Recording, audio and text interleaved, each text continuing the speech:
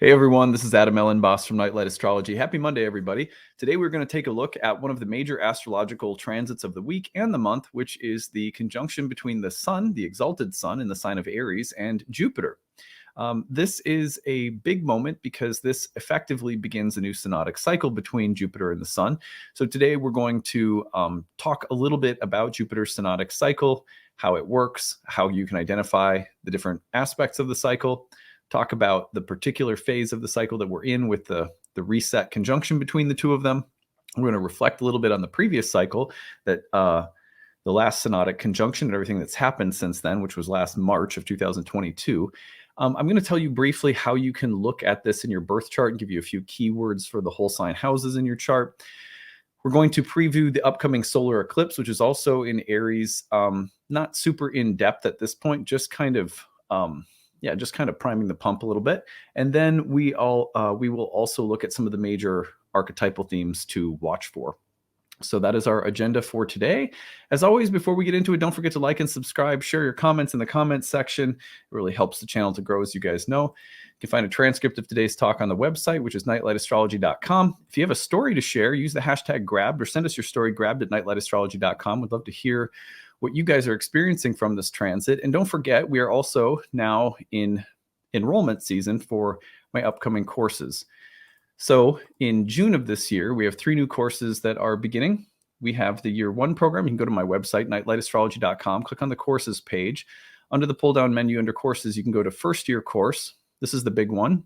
Second year and horary also start in June.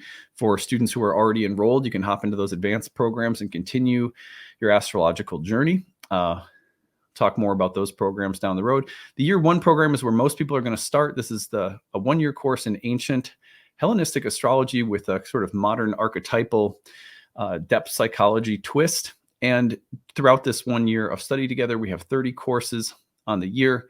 We have breakout study sessions led by our tutors throughout the course to help you review the sessions. You can watch them. You can attend live through our webinars, or you can follow along. All the recordings are there for you on the class website. You can keep them forever.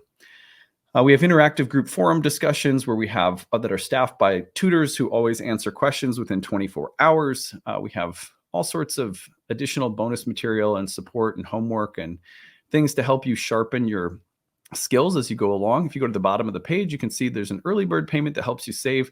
That's the best saving on the program. And then we have a 12-month payment plan if you need help. And then also for some people, it is going to make a lot of sense to take advantage of our early bird rate. So let's see if I can just highlight it here. There it is. Oops, there we go. Well, now it's doing the thing with my pen. Let's see if I can redo this and get it up and show it to you. Okay, here we go. So now will the pen work? That is the big, there it is. So there's the tuition assistance. This is for people who really want to study astrology, but you have a really fixed or tight budget. You have a limited income. You're hurting financially. You're a single parent. You're only part-time employed. You're a student. You're on retirement on a fixed budget. You're on disability income, whatever the case may be. Or even if you have a really tight budget and you don't have very much to allocate to your spiritual development because of it, we want to make sure that people aren't priced out of our programs. When the Kickstarter does as well as it does, that's why we can make these available to people and really open up the program for people of all different income ranges. So that's one of the beautiful things about the way that we've structured things over time, and all the support that you guys give really helps us with that. So if you need any help with the program, check out the need-based tuition option and let's see if we can make it happen for you. Any questions about anything, email us info@nightlightastrology.com. Okay, so that is where we are heading today. Let's pull up the real-time clock and take a look at this. Oops, here we go. Having all sorts of, it's Monday. That's it. Okay. Oh my gosh, here we go. Sorry guys, it's taking me just a second. All right, there. Okay, so now let's take a look at the synodic conjunction. Here is the cycles reset as the Sun and Jupiter come together. This is Tuesday, April 11th, and really it finishes by Wednesday, April 12th. So we back it up to today, you'll see that the sun is coming to within a degree of Jupiter tomorrow and then Wednesday. So it's like a Monday through Wednesday of this week. It's the 10th, 11th, and 12th of April that this whole sequence is happening. Technically, it's April 11th that the two come together exactly, but it is definitely the transit of the week. So that is where we are going to be focusing our attention. Now, what I want to start with is how Jupiter's synodic cycles work. So in order to do that, first, and for some of you, you may be familiar with this already, so this may be a little review for some people. Hopefully for most people, it's brand new. So here is how the cycle works. We're going to see that the two planets conjoin one another, and then the sun moves out ahead of Jupiter. And gradually, you're going to notice that the sun goes ahead of Jupiter in zodiacal order because the sun moves much faster than Jupiter through the zodiac from our perspective. Now, as the two planets get farther and farther apart, we're going to reach the first major turning point of the cycle. And that turning point is going to happen just as the sun gets into an Earth sign and starts being configured to Jupiter by a trine. So you'll notice that in August of 2023, this summer, as Jupiter is coming into the trine, as the sun is coming into the trine with Jupiter, what I want you to notice, here, let's go to my handy arrow. Notice that as they're coming together into trine, see the little S? That means Jupiter is stationing.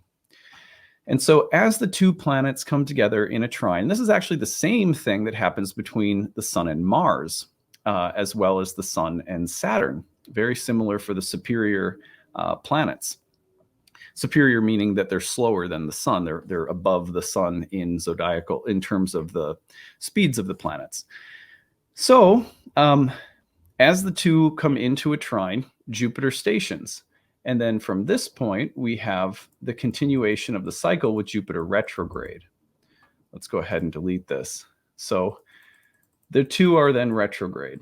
Now, the next major part, and that's kind of like a first quarter moon. You can think about that as the first, sort of like the first quarter moon of a moon cycle. It's the first critical turning point between the two planets.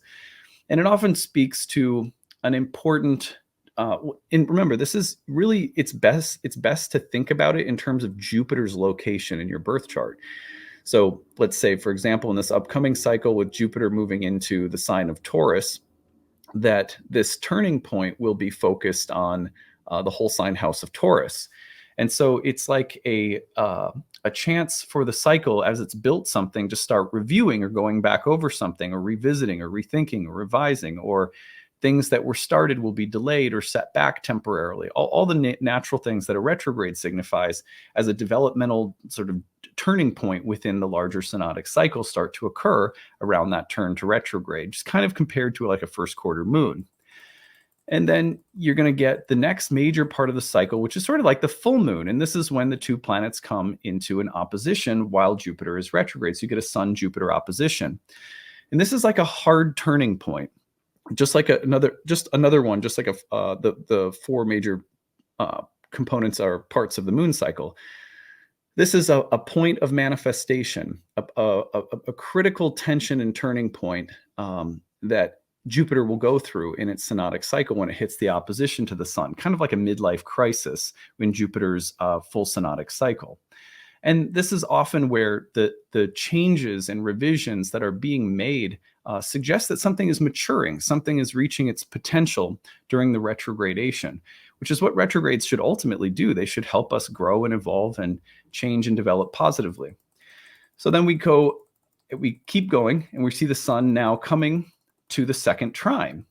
And once it comes into that second trine area, notice the two planets are getting close again. See, now they're exactly trine. Let me give a little arrow again. So there's the trine. And right after that trine passes, notice that Jupiter has the little S above it. It's stationing, and now it's turning direct. And so as that station to direct occurs, now it's sort of like a last quarter moon. The last quarter moon is like an integration point in a harvesting of everything that's learned in the cycle, like very much like a last quarter moon. It's also the beginning of the end of the cycle, where you're starting to turn inward and release old things and preparing after releasing them to move forward. So then The next part of the cycle will be the synodic conjunction, just like a new moon all over again. So you'll see the two planets coming together as the sun is slowly catching up to Jupiter. And so we will see this synodic reset again. We're going through the whole cycle now. We'll see the same reset happening next year in May. So isn't this cool? Here they are together, May 18th. So we get it about, a year plus away from now.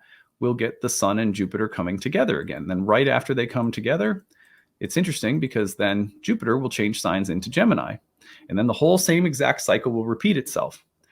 So the most important thing to understand for the sake of looking at the synodic cycle that we're under right now is to understand that it's like a new moon.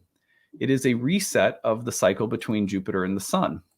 You can think of the sun, the synodic cycles that planets have with the sun, as receiving something of the light of spirit, the intentions, ambitions, desires of the soul that drive our actions, like the plot line of a movie that's moving along. And every planet is constantly receiving that sort of insight or information from the sun, its intentions and ambitions through all the synodic cycles that the planets have with the sun are sort of informing those planets of the overarching mission of the soul. That's a fun way of thinking about it, at least. It's not the only way of thinking about it, but that's a fun one that I really like to use in my practice with clients, helping them understand these synodic cycles. So now let's look back at what's happening right now. Oh, here we go. So here's the synodic cycle again. Now, what I want to do for fun is I want to just, this is the reset that we're experiencing this week. Let's go back to the previous cycle. So if we go back about to March 4th and 5th of last year, 2022, we can see that there is the synodic conjunction with Jupiter in Pisces. So what I highly recommend that you do, if you want to, you can follow all of the major phases of the cycle, and I'm going to give them to you. But you could also just look overall at where you've been since last March with regard to the whole sign house of Pisces in your birth chart.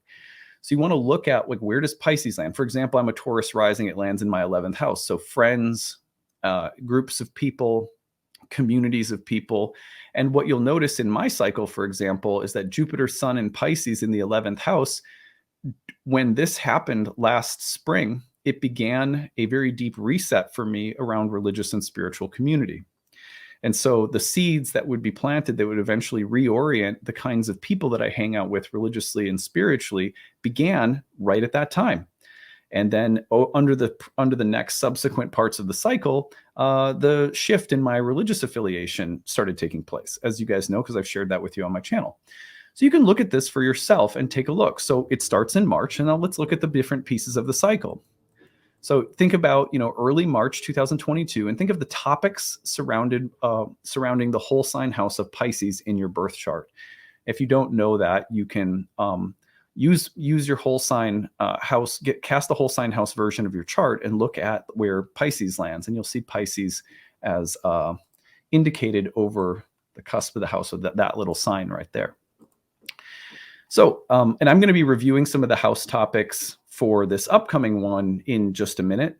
So if you need a refresher on some of the keywords and themes associated with the houses, you could always just listen to that and then reverse apply that to Pisces too. But because I'm not going to go through all of them for both Pisces and Aries and Taurus and everything. So anyway, the next major part of the cycle started to take place right about here. So this is as the whole sign trine was taking place. And this is right around the end of July and beginning of August. Okay, so end of July, beginning of August, that is when the next major phase of Jupiter's cycle starts unfolding. But it's also unfolding, interestingly enough, as Jupiter has now changed signs into Aries. So it's interesting to follow a cycle when Jupiter's signs are changing throughout the midst of the cycle. Because that means that you can track the cycle and the developmental story of Jupiter through two different topical areas of your chart, which is kind of fun. So at any rate, this would have been another part of the cycle to look at, what was happening around late July, early August of 2022, and maybe now looking at the whole sign house of Aries and how that developmental story that started in Pisces was shifting into the sign of Aries in your chart. Then you can take it forward again. And a lot of this, I know, like some of these like do-it-yourself exercises are going to be a little harder to follow for people who don't know as much about astrology, but don't worry, because a lot of the content just a little bit later in this episode will be super accessible for you if you're having any hard time following this. The next piece of the cycle was the opposition, and this is late September. Now, for example, for me, that full moon moment coincided with the time at which I realized it was time to say goodbye to the tradition. And then it was only a matter of time after that before I ended up making the announcement. So that's the second major part. You think of think of late September of 2022. That was the full moon, so to speak. Now we're coming around, and let's keep going. And it's really fun to like take a journal out and like actually do this as a kind of exercise. So the last quarter moon part, the last quarter, here it is. Oops, I've got this wrong. I went backward. Okay, so here we go. So that last quarter moon happens just after the trine again, and this is late November. So late November, there's another change. This is sort of the last quarter moon of the cycle. And then we're going to take it forward once more, and then that's when we get up to today. So the reset is happening now. So hopefully that's helpful for everybody. I hope that just going through that cycle and just looking at those dates, if you take out a journal and spend some time looking at what was happening, and then again, focus on the whole sign houses of Pisces and Aries as the developmental story for the past year, and just look at how, especially with Jupiter, how are my ideals, my beliefs, my guiding values, the institutions that I belong to, the virtues that I have, or my religious or spiritual beliefs, or things that I'm learning or studying, where am I building confidence? Those kinds of things are all very Jupiterian and trackable throughout those two signs over the past year around those dates. So a fun exercise. I hope that some of you will find that useful. I tracked it out.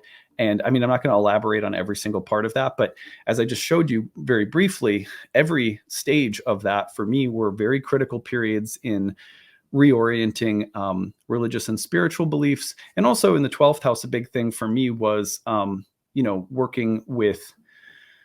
working with sort of repressed elements of what I would call the masculine and more physical side of my own nature. Very Aries in the 12th house stuff. Anyway, and it looks a little bit different for everyone. So you can review those cycles, and I would really love to hear your notes if anyone feels like sharing a bit of what you find in the comment section.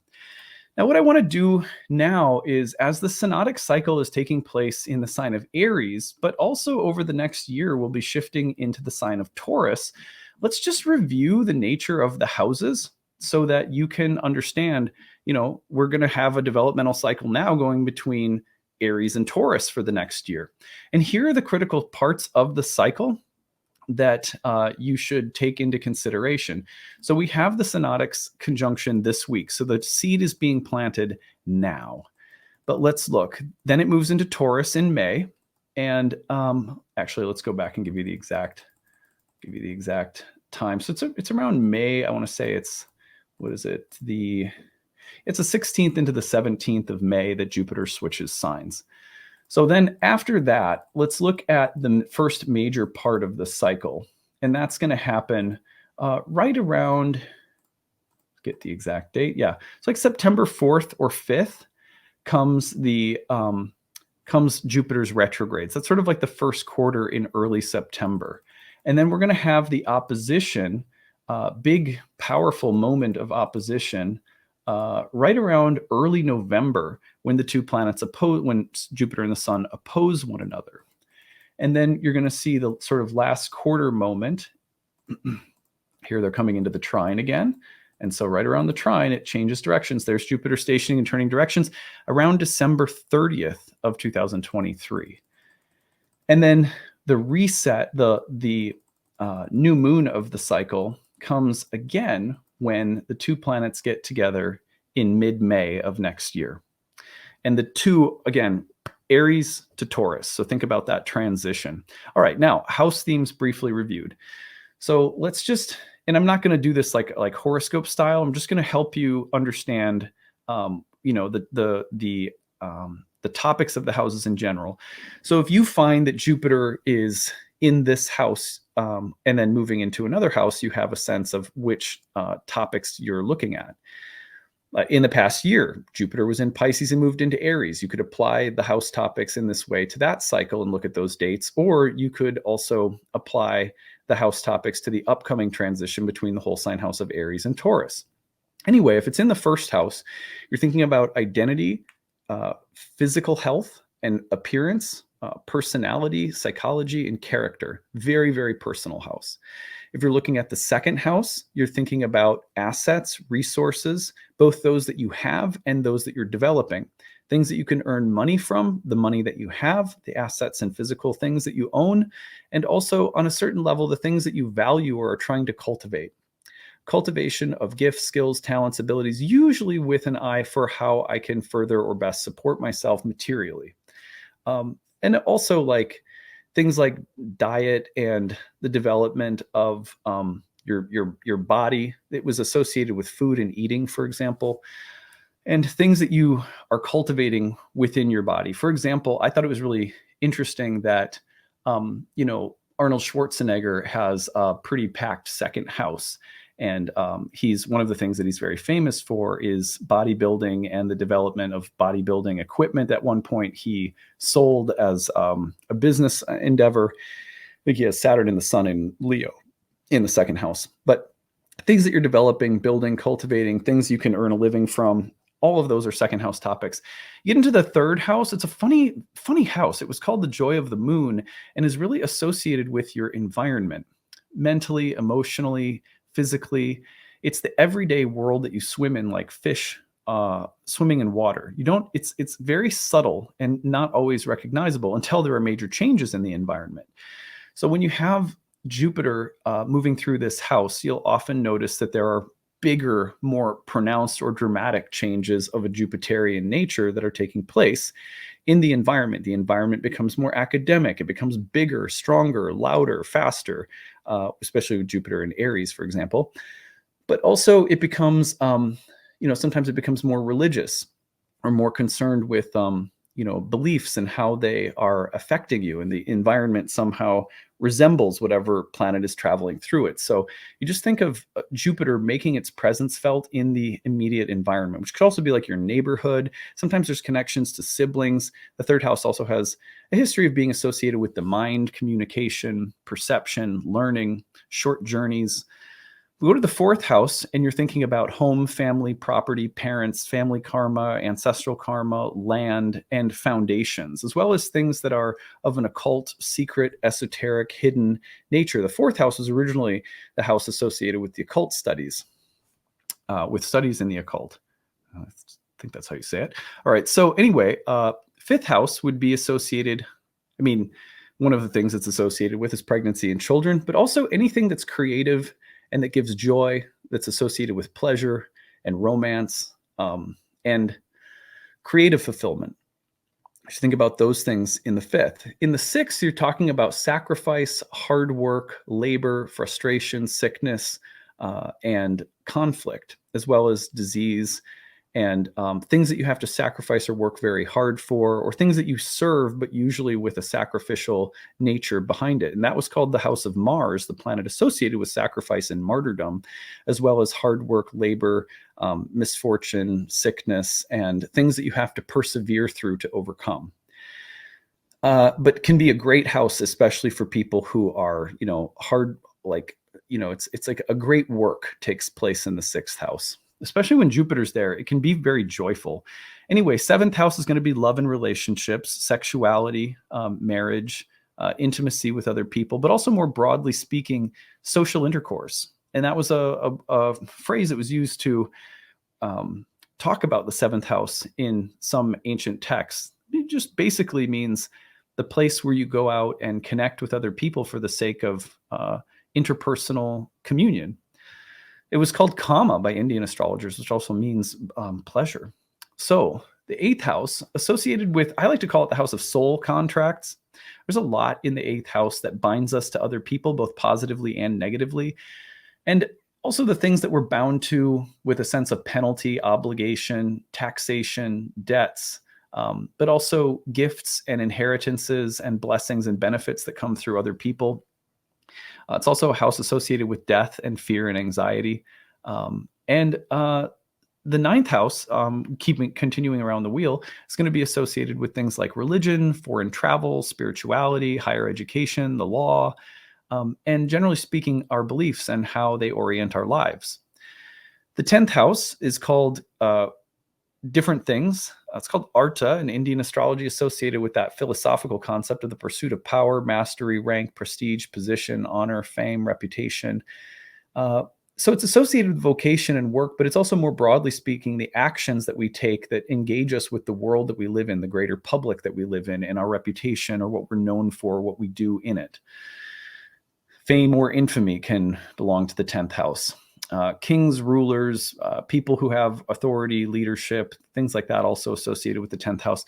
The 11th with groups, friends, allies, benefactors, wishes, hopes, and aspirations for the future, common allies that we have or share, networks of people that we belong to, and also the blessings that come just sort of naturally. The 11th house, sometimes called pennies from heaven, which has this connotation almost of like, it was called the joy of Jupiter, the 11th house was, and associated with groups, but also, things that come into your life as forms of blessing or abundance from people who have things. Now, the 12th house, associated with what we can't see, what's repressed or hidden that we need to bring out from ourselves because it doesn't quite have a place, like things that are repressed or have been suppressed. Things that are, the black sheep characters in the cast of characters in our psyche.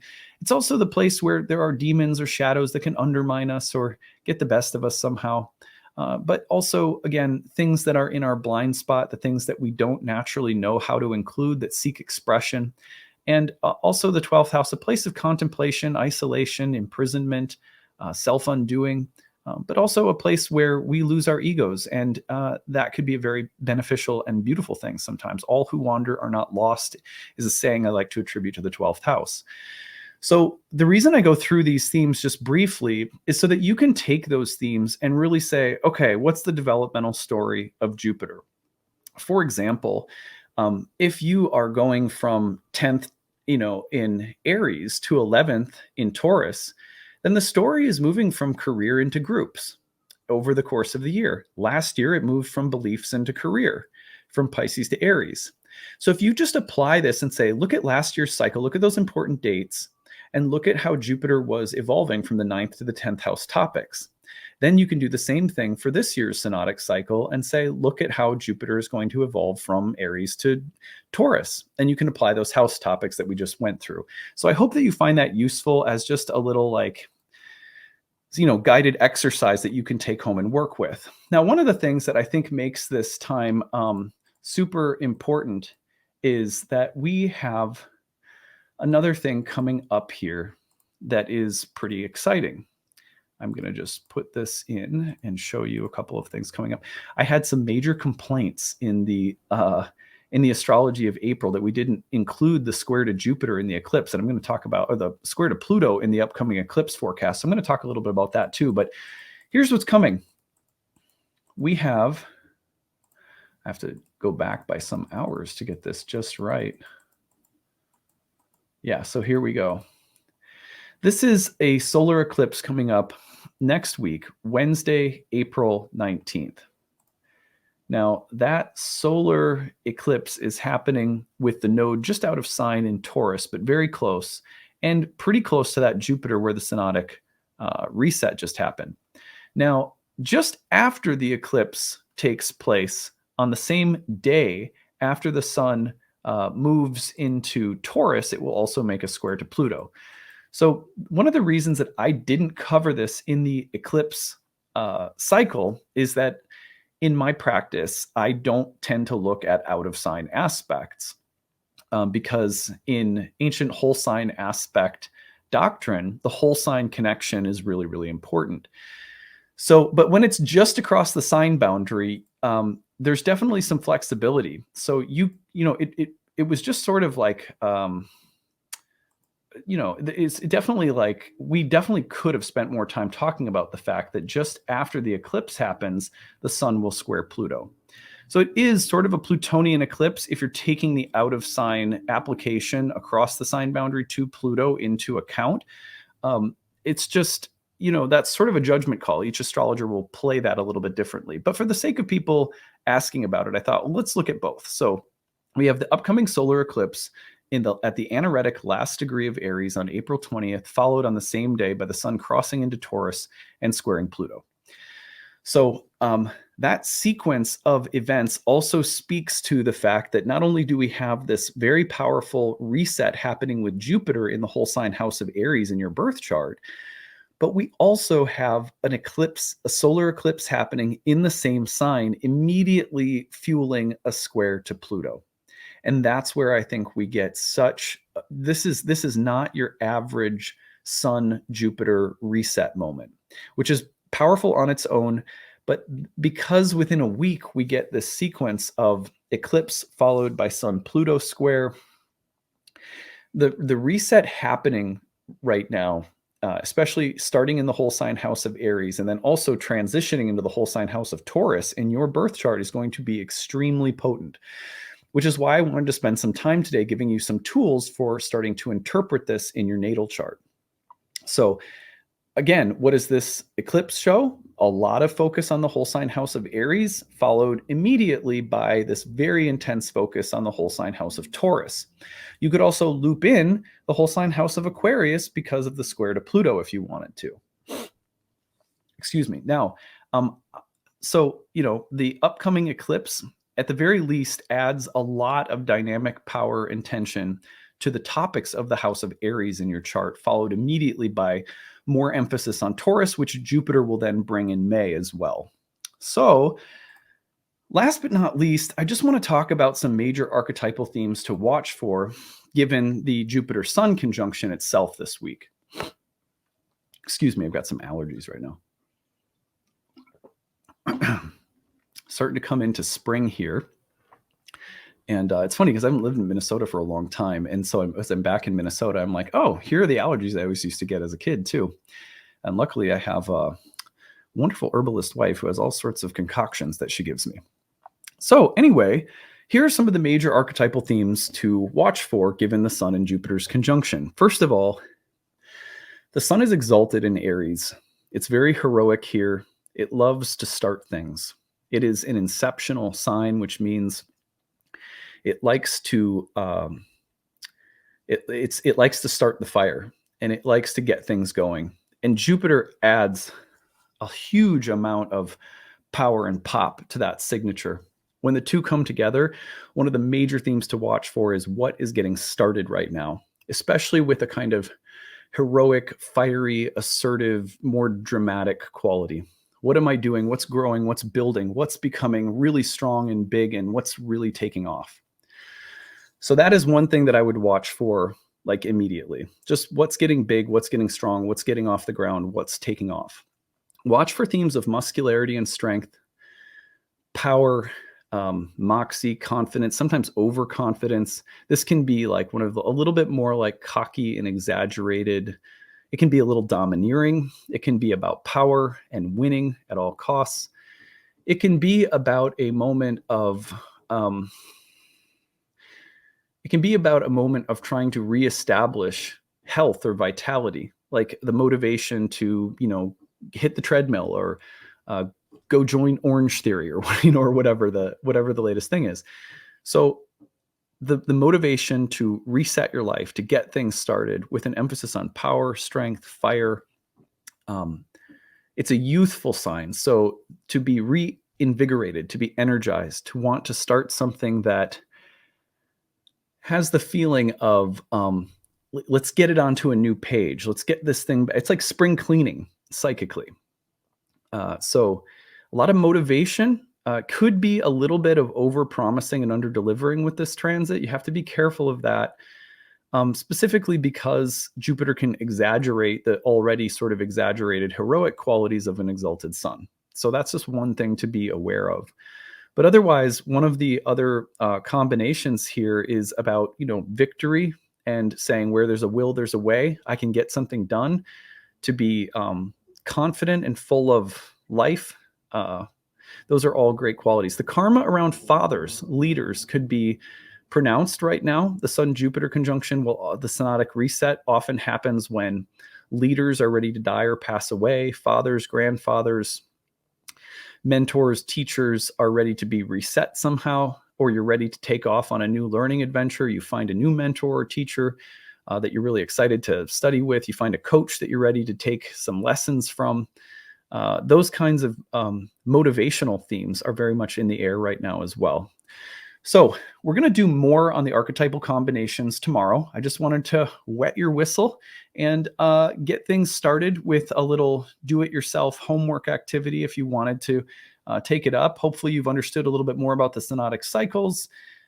It's sort of a quick crash course, and hopefully enough of you will find the activities that I outlined today useful. You can go home and do them yourself after you listen to this. It's a great journaling activity, especially good when a reset is happening, because going through this activity and looking what happened in the past year, where the topics of the houses are pointing for the upcoming cycle, it can just put you in the mindset to start understanding what your new intentions are for this the cycle ahead.